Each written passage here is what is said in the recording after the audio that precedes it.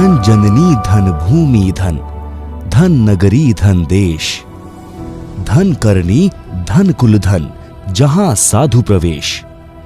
भारत देश में हरियाणा प्रांत के सोनीपत जिले का एक छोटा सा गांव धनाना, जी हां, धन्य है इस गांव की भूमि, धन्य है ये नगरी और धन्य है यह देश, जहां आज से ठीक 70 वर्ष पूर्व 8 सितंबर 1951 को एक ऐसे महान संत, समाज सुधारक, परमेश्वर स्वरूप, बंदी छोड़ जगत गुरु, तत्वदर्शी संत रामपाल जी महाराज का अवतरण हुआ। संत रामपाल जी का झुकाव बचपन से ही अध्यात्म की ओर था।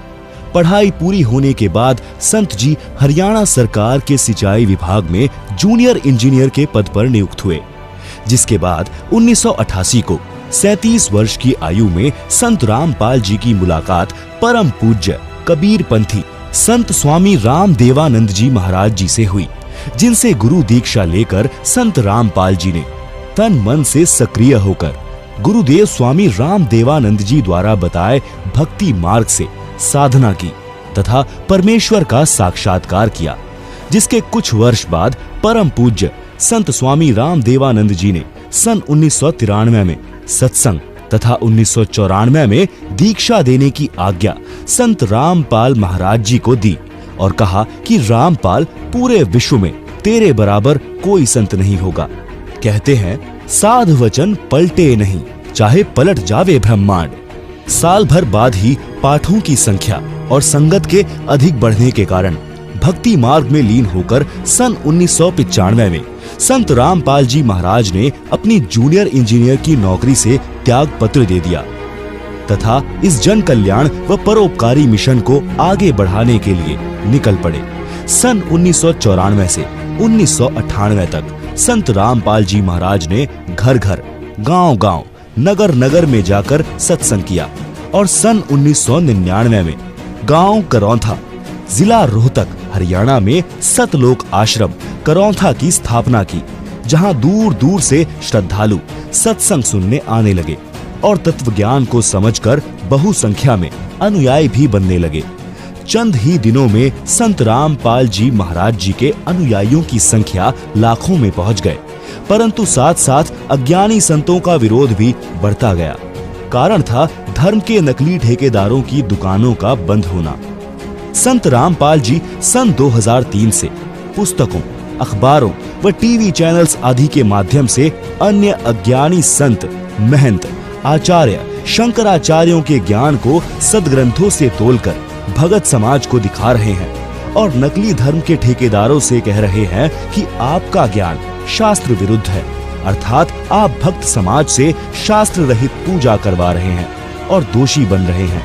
संत रामपाल जी ने यह भी कहा है कि यदि मैं गलत हूँ तो इसका जवाब दो, परंतु आज तक किसी भी संत ने जवाब देने की हिम्मत नहीं की, जिस वजह से उन नकली संतों, महंतों, आचार्यों से पीछा छुड़ा श्रद्धालु संत रामपाल जी की शरण में आकर शास्त्रानुकूल सत्य भक्ति करने लगे, जिसे अन्य नकली धर्मगुरु सहन न कर सके और अपनी दुकानें बंद होता देख धर्म के ठेकेदारों ने सन 2006 में, 2013 में और फिर सन 2014 में सतलोक आश्रम पर आक्रमण करवाया।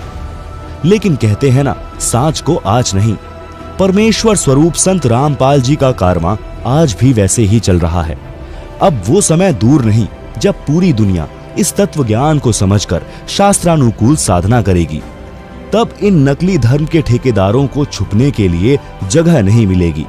कबीर परमात्मा जी कहते हैं, और ज्ञान सब ज्ञानड़ी, कबीर ज्ञान सो ज्ञान, जैसा गोला तोब का, करता चले मैदान। यह तत्व ज्ञान इतना प्रबल है कि इसके समक्ष अन्य किसी भी संत, महंत, ऋषियों का ज्ञान टिक ही नहीं पाएगा।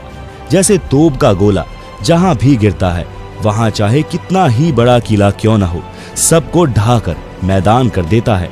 संत रामपाल जी महाराज जी के द्वारा दिए जाने वाले तत्व ज्ञान से अध्यात्म मार्ग में फैले पाखंडवाद, अंधविश्वास के साथ साथ समाज में फैली दहेज प्रथा, भ्रूण हत्या, भ्रष्टाचार, छुआछूत, नशा आदि बुराइयों से मुक्त एक स्वच्छ व सभ्य समाज का निर्माण भी हो रहा है।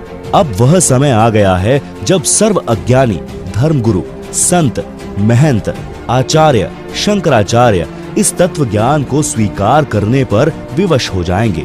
पूरे विश्व में एक ही ज्ञान चलेगा, एक ही कानून होगा, कोई दुखी नहीं रहेगा, विश्व में पूर्ण शांति होगी।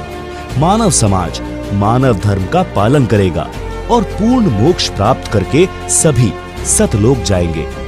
स्वर्ग युग प्रारंभ हो चुका है। लाखों पुण्य आत्माएं तत्वदर्शी संत रामपाल जी महाराज जी की पहचान कर सत्य भक्ति कर रहे हैं और सर्व विकार छोड़कर निर्मल जीवन जी रहे हैं। परमेश्वर स्वरूप संत रामपाल जी महाराज जी के हम समस्त अनुयायी आप सर्व मानव समाज से प्रार्थना करते हैं कि पूर्ण संत रामपाल जी महाराज जी को पहचाने और उनसे नाम दीक्षा लेकर पूर्ण मोक्ष का अधिकारी बन अपना व अपने परिवार का कल्याण करवाएं। समझा है तो सिर धर पाओ, बहुर नहीं रे ऐसा दांव।